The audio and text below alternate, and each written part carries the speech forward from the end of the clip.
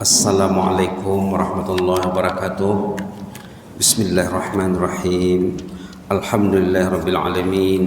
Wassalatu wassalamu ala asyrafil mursalin sayyidina wa habibina wa syafi'ina maulana Muhammad wa ala alihi wa sahbihi wa sallim tasliman katsiran bi rahmatika arhamar rahimin ya arhamar rahimin ya arhamar rahimin arhamna bi rahmatikal wasi'ah wa'afina wa'afu anna wa ala ta'atika wa syukrika inna ya hayyu qayyum rahmatika nastaghis aslih lana sya'nana kullah wa la takilna ila anfusina tarfata 'ain subhanaka la ilma lana illa ma 'allamtana innaka antal alimul hakim subhanaka la ilma lana illa ma 'allamtana innaka antal alimul hakim subhanaka la ilma lana illa ma 'allamtana innaka antal alimul hakim rabbi shrah li sadri wa yassir li amri wahlul 'uqdatam min lisani yafqahu qawli wa alhimni hajat julasa ya mujibas sailin walhamdulillahi alamin. Alhamdulillah alamin. Insyaallah tajuk suratan tazkirah maghrib, menarik rambut dalam tepung.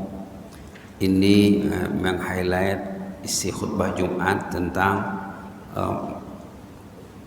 cara mengatasi penyalahgunaan dadah ya.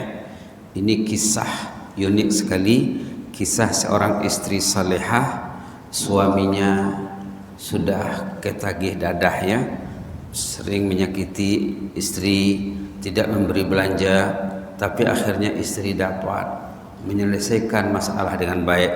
Bagai menarik rambut dalam tepung. Kita belajar dari perjuangan seorang istri salehah, berpangkal daripada kisah seorang ustazah penceramah.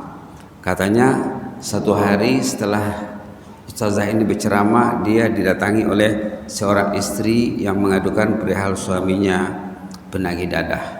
Lalu istri menambahkan jiwa suaminya sudah terencat. Dia sering memukul istrinya, menganiaya beliau tanpa memberi nafkah. Inilah gejala-gejala orang yang sudah terlibat dalam penyalahgunaan dadah ya. Solusinya yang diberi oleh ustazah simple sekali ya. Cara penyelesaiannya mudah sekali, katanya perlu beristighfar. Perlu beristighfar dengan sepenuh hati.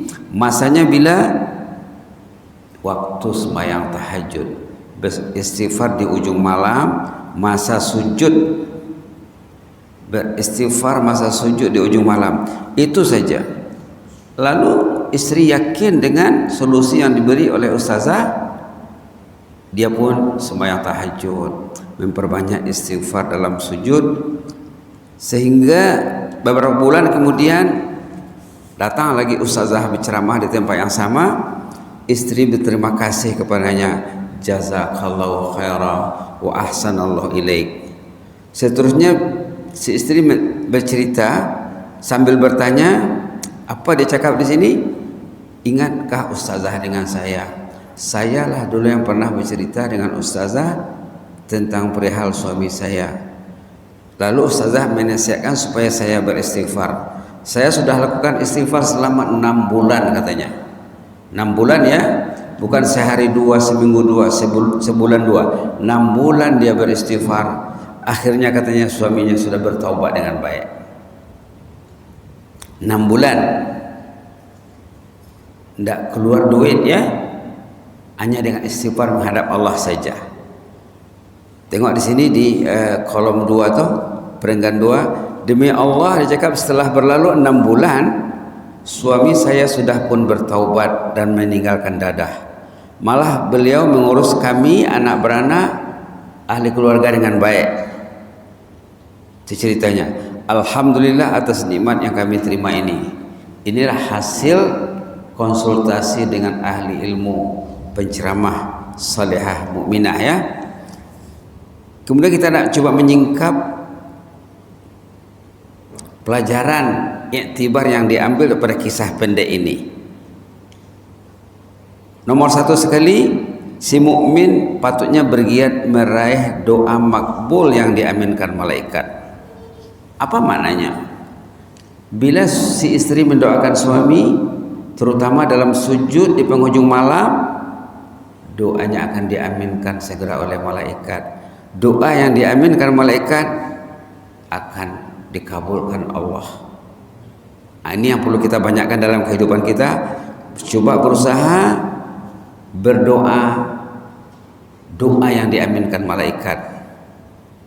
Suami karena mendoakan istri, istri karena mendoakan suami, mak bapak karena mendoakan anaknya. Sebut nama tu ya, dalam hadis itu disebut nama, bukan umum saja. Ampunlah dosa anak-anak kami, bukan itu saja. Sebut namanya satu persatu, sebaiknya macam itulah. Ikut amalan sahabat Rasulullah SAW. Suami juga bila mendoakan istrinya, sebaiknya disebut namanya Fulanah binti Fulan. Istri bila mendoakan suaminya, sebaiknya sebut namanya Fulan bin Fulan. Karena dalam hadis yang kita selalu dengar, bila orang itu mendoakan orang lain dengan sebut nama, doanya akan diaminkan malaikat. Subhanallah. Ini yang satu yang diambil iktibar ataupun pengajaran tersirat di balik kisah yang tersurat. Kemudian dalam surah Anbiya ayat ke-107 dikatakan Islam pembawa kerahmatan sejagat. Artinya apapun masalah orang itu sebenarnya boleh selesai dalam Islam. Yang penting orang itu karena melakukan pendekatan secara Islam, di sini berdoa saja ya, dengan doa. Seterusnya si mukmin mesti berpikiran positif dan optimis. Istri yang hidupnya terancam ataupun sengsara, dia tidak putus asa, dia tetap optimis dan positif. Dia berjumpa ahli ilmu, dia curhat, dia berunding. Kalau dia tidak positif, mungkin bila dia sudah melihat suaminya hanyut dalam penyalahgunaan dada, mungkin dia minta cerai, minta fasah ke mahkamah atau macam mana. Tapi dia tidak, dia sabar, dia doakan suaminya supaya suaminya selamat, rumah tangganya pun selamat, anak-anak semua dapat diurus dengan baik. Ini yang perlu kita ambil kisah ini ya. Jadi bukan dia mengambil keputusan sendiri tanpa berbincang dengan ahli ilmu. Seterusnya, dosa mengundang bala dan murka Allah. Itu kita sudah tahu ya. Penyalahgunaan dadah menyebabkan pikirannya terencat, menyebabkan tindakannya terhadap keluarga tidak normal ya, di luar batas logik ya. Islam mengemukakan penyelesaian semua permasalahan hidup. Ada semuanya ya. Kalau kita belajar, kita mendekati ahli ilmu, kita nanya orang yang saleh, memang ada semuanya penyelesaian. Kecuali kalau tidak, kita tidak bergerak, kita tidak coba mendekati ahlul zikir atau ahli ilmu ya. Seterusnya mencegah kejahatan dengan kebaikan. Inilah ayat dalam surah Fussilat, dalam surah Ar-Ra'd, dalam surah Ali Imran juga. Seharusnya orang beriman wa yadra'una bil hasanati sayyi'ah. Itu ayat dalam surah Ar-Ra'd. Orang beriman seharusnya bila ada masalah, mereka selesaikan dengan baik. Wa yadra'una bil hasanati sayyi'ah. Ayatnya 2-3 patah perkataan saja ya. Subhanallah, hebatnya pendekatan Al-Quran. Halaman 252 ayat 22. Wa yadra'una bil hasanati sayyi'ah. 3 patah perkataan. Orang beriman ahlul jannah itu menyelesaikan masalah dengan cara yang terbaik. Inilah dengan doa, dengan bermunajat kepada Allah di penghujung malam, semasa solat tahajud dan semasa sujud. Perlunya doa dan peranan istri salihah dalam kehidupan suami istri. Dalam kehidupan suami istri, sepatutnya pemimpin keluarga suami ya.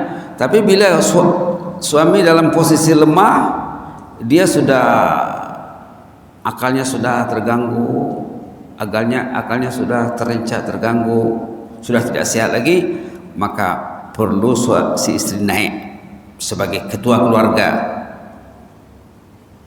Sepatutnya suami, tapi bila peranan suami hilang, si istri perlu mengambil alih. Tapi yang paling baik ya, bila suami istri itu kuat, suaminya kuat, istrinya kuat, seiring dan sejalan, kata orang Melayu, ke bukit sama mendaki, ke lurah sama menurun. Tapi ternyata tidak. Bila posisi suaminya rendah atau lemah, istri perlu bertungkus lumus, bekerja keras, mengambil alih tampuk kekuasaan rumah tangga tadi dari tangan suami. Sangat luar biasa kesan zikrullah, khasnya istighfar dalam kehidupan mukmin. Bila si istri berzikir dalam sujud di penghujung malam, luar biasa dia punya kesan. Luar biasa dia punya kesan. Kita kena coba ya, apa-apa masalah dalam keluarga kita kena coba menggunakan pendekatan yang digunakan oleh istri salehah mukminah di sini. Insyaallah kita akan merasakan hasilnya. Perlu-perlunya si mukmin mendekati majelis ilmu bagi menyiram ketandusan rohani. Si istri bila dia menghadapi masalah, dia berjumpa dengan ahli ilmu, dia bertanya, dia berunding, dia curhat. Dan solusi yang dikasih pun senang, mudah. Tapi perlu usaha saja dengan gigih ya. Coba bayangkan kalau dia tidak berjumpa, tidak konsultasi, tidak kongsi pengalaman suka duka, tentu masalah tidak akan selesai ya, tidak akan selesai.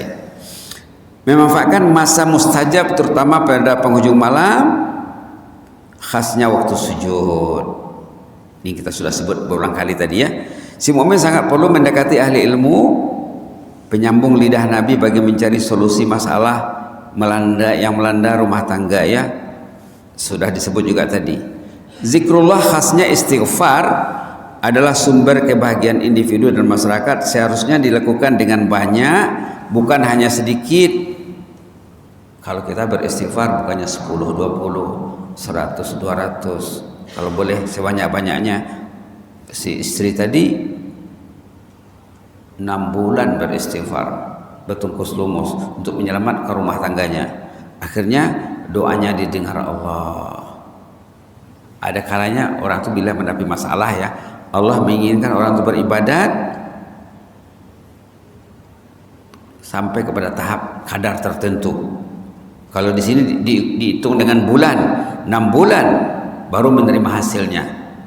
Dulu kita pernah cerita, sebelum ini ada orang yang beristighfar 3 tahun baru dapat hajat dia.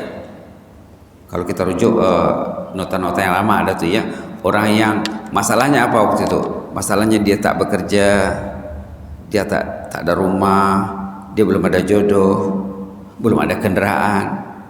Lalu dia mempelajari tentang istighfar dan fadilah istighfar, dia ikut kursus, dia ikut training tentang istighfar, dia belajar dengan bisai, lalu dia beristighfar 3 tahun lamanya.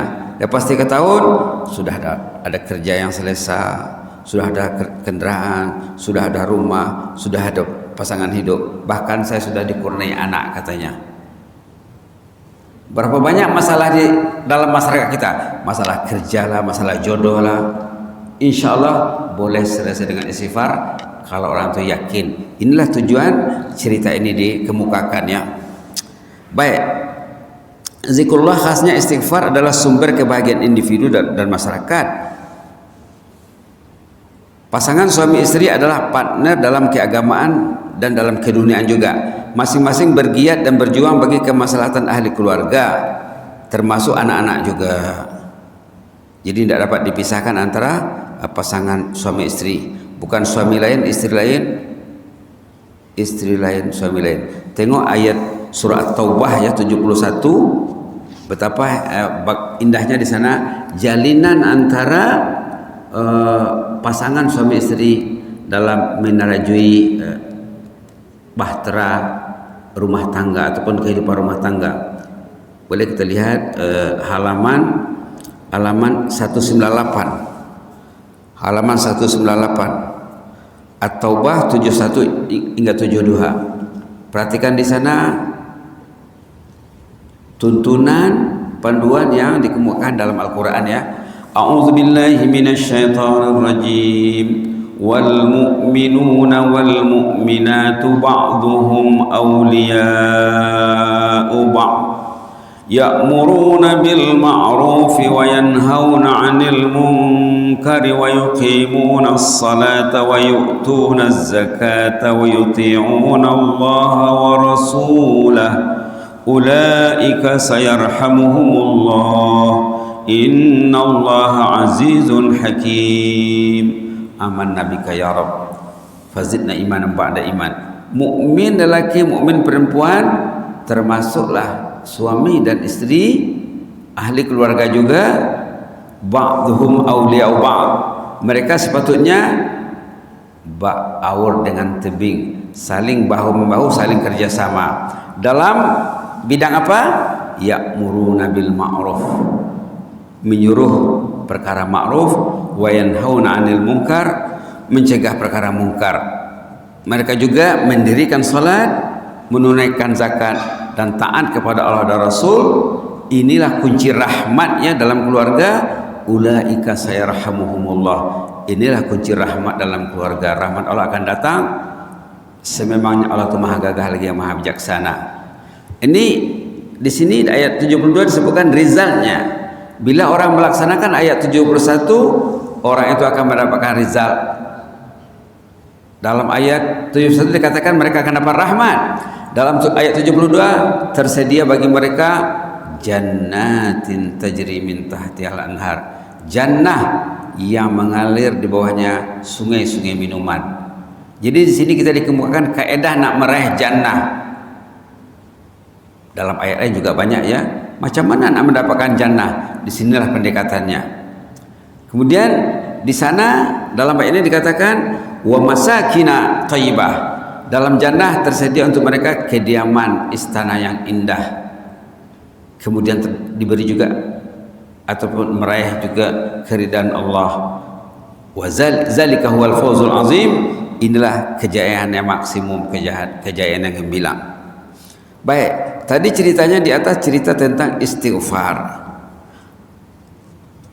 Dalam kisah dia tak sebut istighfar yang dibaca oleh si istri salehah dalam menyelamatkan rumah tangga yang sudah mau runtuh ya, yang sudah mau hancur. Cuma bila kita lihat dalam Quran, istighfar yang mungkin boleh kita guna pakai, istighfar yang diajar Allah kepada Nabi Adam dan Siti Hawa. Waktu Nabi Adam bermasalah dan Siti Hawa karena melanggar aturan Allah, jangan mendekati pokok terlarang, lalu mereka melanggar arahan Allah. Allah murka kepada Adam dan Hawa. Lantas Allah mengajar pasangan Adam dan Hawa doa. Ini doanya. Rata-rata kita sudah hafal ya. Rabbana zalamna anfusana wa illam taghfir lana wa tarhamna lanakunanna minal khasirin. Surah Al-A'raf. Surah Al-A'raf. Keterangan surah Al-A'raf ini disebut dalam surah Al-Baqarah.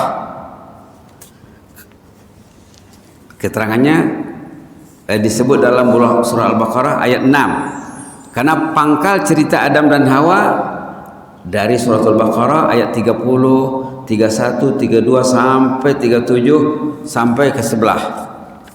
Sampai ke sebelah cerita Adam dan Hawa. Ayat 37 ayat menyatakan bahwa Allah yang mengajar Adam, Allah yang mengajar Nabi Adam alaihissalam doa Rabbana zalamna anfusana wa illam taghfir lana wa tarhamna lanakunanna minal khasirin. Dalam surah Al-Baqarah Allah memperingatkan fatalaqa Adamu min rabbih kalimatin fataba alaihi innahu huwat tawwabur rahim. Lantas Allah mengajar Nabi Adam beberapa patah perkataan doa. Inilah doanya. Rabbana zalamna anfusana. Tapi dalam surah Baqarah dia tak sebut. Disebut dalam surah Al-A'raf halaman 153 ayat 23. Bila kita lihat maknanya sangat menyentuh ya.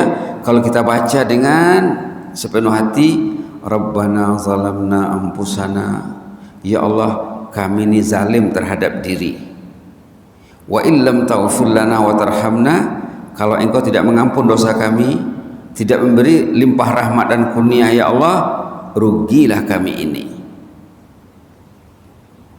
Subhanallah, Rabbana zalamna anfusana, ya Allah kami menzalimi diri.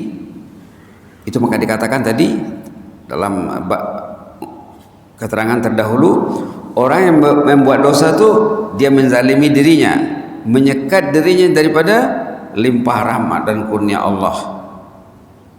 Akhirnya hidupnya akan rugi. Alangkah baiknya doa ini kita baca ya. Boleh dibaca ketika sujud dengan niat doa ya. Kata ulama, doa Al-Quran boleh dibaca dalam sujud kalau diniatkan doa. Tapi pada dasarnya tidak digalakkan baca Quran dalam sujud. Baca Quran masa berdiri okey. Tapi kalau kita baca masa kita berdiri salat, nak baca 10 kali, 20 kali, 30 kali, 100 kali pun tidak apa. Waktu kita salat lepas baca Fatihah, ghairil maghdubi alaihim waladdallin, amin. Qala rabbana zalamna anfusana wa illam taghfir lana wa tarhamna lanakunanna minal khasirin. Baca waktu membaca surah atau baca ayat. Tapi kalau dibaca dalam sujud, kata ulama, boleh kalau diniatkan sebagai doa. Kemudian pilihan kedua di sini, istighfar yang diajar Rasulullah juga kepada sahabat. Semasa Rasulullah ditanya sahabat, kaifa nastaghfiru ya Rasulullah, sebaiknya beristighfar macam mana, lafaz istighfar yang terbaik. Rasulullah tidak suruh membaca Rabbana zalamna, Rasulullah tidak suruh membaca penghulu istighfar, sayyidul istighfar. Rasulullah memberi pilihan yang lain, Allahumma ighfir lana warhamna wa tub alaina innaka antat tawwabur rahim. Allahumma ighfir lana warhamna wa tub alaina innaka antat tawwabur rahim. Kalau ada apa-apa masalah, ini cantik sekali sebagai pilihan ya, pilihan istighfar yang dibaca dalam sujud selain istighfar yang sudah pernah kita kasih yang dibaca ketika sujud. Nah, kenapa banyak doa dalam Islam? Dalam Quran banyak doa, dalam hadis banyak doa. Karena setiap kali kita baca doa seharusnya kita mendapat sentuhan tertentu, kesannya. Nah, kesannya lain, fadilatnya lain. Doa Allahumma ighfir lana warhamna wa tub alaina innaka antat tawwabur rahim sebagai solusi istighfar yang diajarkan oleh Rasulullah kepada sahabat, banyak sekali fadilatnya. Doa Rabbana zalamna juga banyak ya, banyak kelebihannya. Ini juga banyak, masing-masing ada kelebihan. Yang penting kita kena amalkanlah. Mana satu yang lebih berkesan? Ada juga doa Nabi Nuh, doa Nabi Ibrahim, doa Nabi Yusuf, doa Nabi Musa, doa Nabi Ayub, doa Nabi Sulaiman. Banyak sekali dalam Quran doa Nabi Isa, doa Nabi Isa. Satu ketika Rasulullah pernah mengaplikasikan doa Nabi Isa alaihissalam yang terdapat dalam surah Al-Maidah. Ini pun boleh kita amalkan juga di penghujung surah Al-Maidah halaman 127 ayat 118. Pada dasarnya doa ini doa Nabi Isa alaihissalam. Sebenarnya bukan doa ya, sebuah harapan mengandung mesej doa. Dan ceritanya di sini cerita yang akan terjadi nanti dari kiamat. Tapi Rasulullah SAW sendiri pernah berdoa, dibacanya bukan hanya ratusan kali, barangkali ribuan kali ya. Satu malam baginda bersolat, dibaca ayat yang sama, rakaat pertama, rakaat kedua, rakaat seterusnya, ayat 118. Apa isi doa ini? Doa ini isinya baginda mendoakan umat supaya diberi keampunan oleh Allah. Satu malam berdoa, membaca satu ayat berulang kali. Subhanallah. Apa ayatnya? In tu'adzibhum fa innahum ibaduk wa in taghfir lahum fa innaka antal azizul hakim. Dibaca lagi, in tu'adzibhum fa innahum ibaduk wa in taghfir lahum fa innaka antal azizul hakim. In tu'adzibhum fa innahum ibaduk wa in taghfir lahum fa innaka antal azizul hakim. Kalau engkau azab umatku itu ya Allah, lantaran banyak mereka yang berbuat dosa dan kesilapan, mereka kan bukan orang lain ya Allah, mereka hamba-Mu juga. Kalau engkau memberi mereka keampunan, Engkau lah Tuhan yang maha gagah lagi maha perkasa. Demikianlah ya doa Rasulullah sallallahu alaihi wasallam. Jadi kita rasalah apa yang lebih terkesan kalau kita baca. Doa Sayyidul Istighfar memang baik ya, memang baik. Tapi bezanya dengan doa yang ada di sini, yang doa yang ada di sini, Allahumma anta rabbi la ilaha illa anta khalaqtani wa ana 'abduk wa ana 'ala ahdika wa 'adika mastata' a'udzubika min syarri ma sana' abu'u laka bi ni'matika 'alayya wa abu'u bi dzambi faghfir li fa innahu la yaghfiru dzunuba illa ant. Memang penghulu istighfar, Sayyidul Istighfar, tapi untuk sendiri. Untuk sendiri. Ini untuk berjamaah, untuk keluarga, untuk adik-beradik, untuk masyarakat, untuk rakyat semuanya, untuk umat secara keseluruhan. Itu bezanya ya. Artinya apa? Sayyidul Istighfar karena dibaca setiap orang. Suami kena baca, istri kena baca, anak-anak juga, imam kena baca, makmum kena baca. Dulu kan kita pernah cerita ada ulama meninggal dunia. Ada ulama meninggal dunia.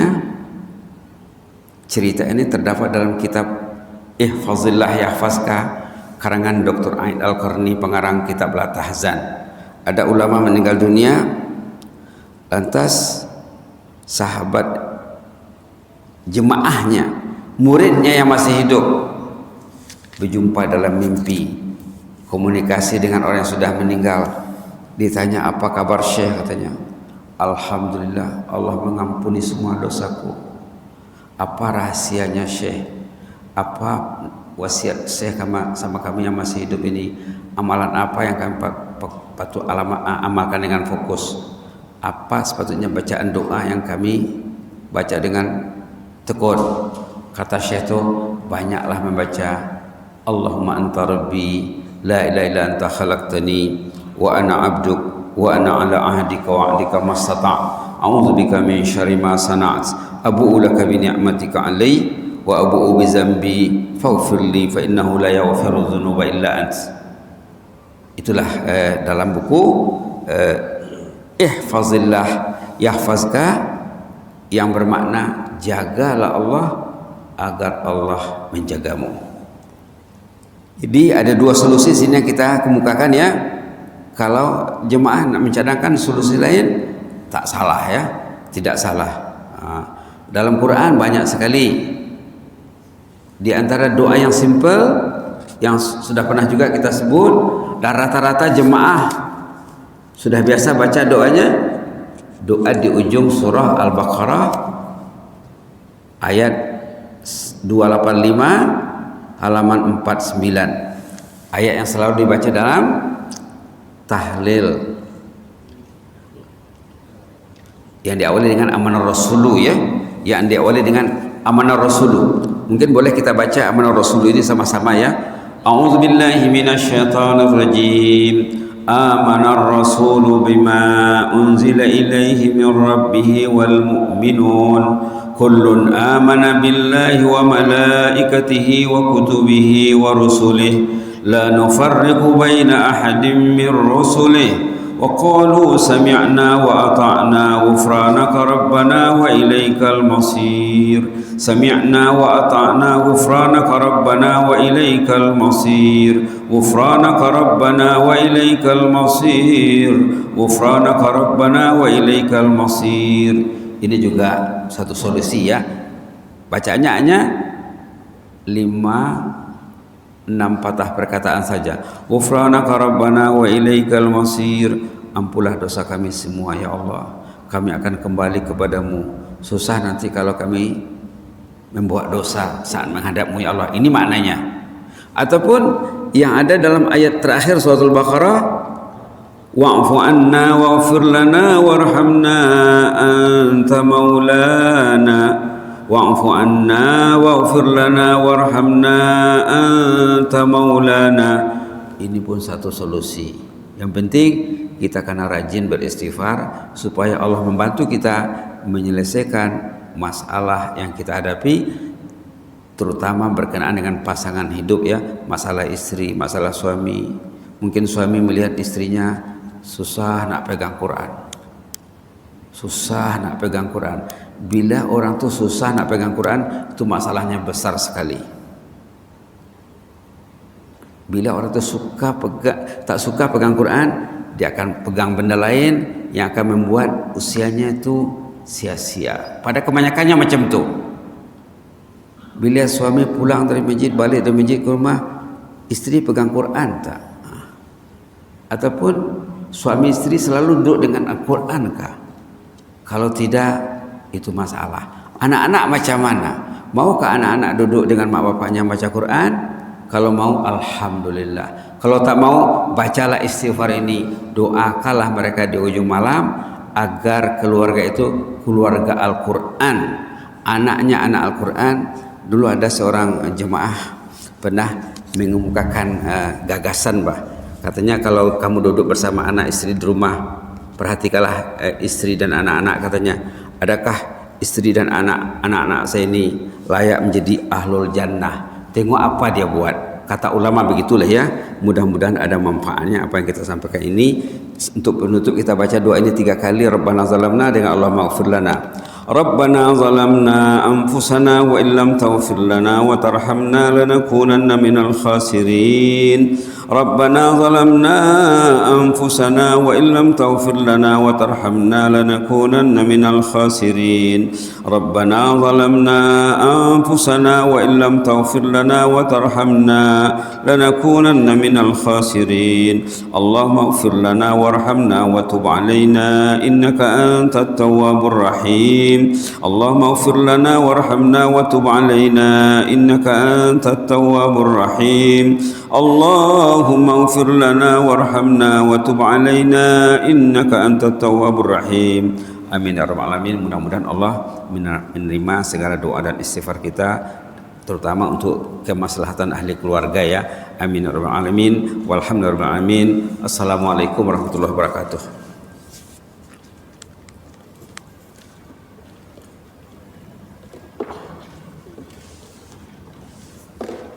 Okay.